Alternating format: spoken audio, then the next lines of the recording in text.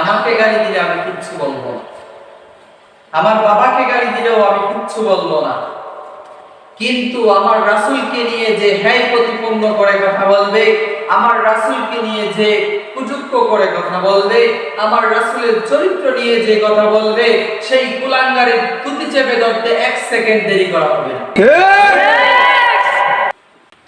যেই কুলাঙ্গার আমার রাসূলকে নিয়ে ব্যঙ্গ করে লেখালেখি করবে, সেই কুলাঙ্গারের কলম সহ হাতকে ভেঙে গুড়িয়ে দেওয়া হবে, ঠিক কিনা বলেন?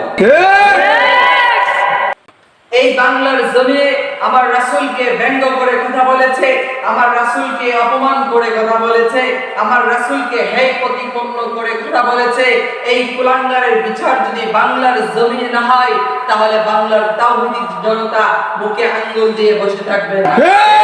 প্রয়োজনে আমরা আবারও শাপলা চত্বর ঘেরাও করব, প্রয়োজনে আবারও আমরা রাজপথ ঘেরাও করব, প্রয়োজনে আবারও আমরা কাফনের কাপড় মাথায় বেঁধে রাজপথে নামবো ইনশাআল্লাহ। তবুও বাংলার তাওহীদি জনতা রাসূলকে হেয় প্রতিপন্ন করে কথা বলেছে, রাসূলকে ব্যঙ্গ করে কথা বলেছে, তার বিচার বাংলার জমিনে করে ছাড়বে ইনশাআল্লাহ।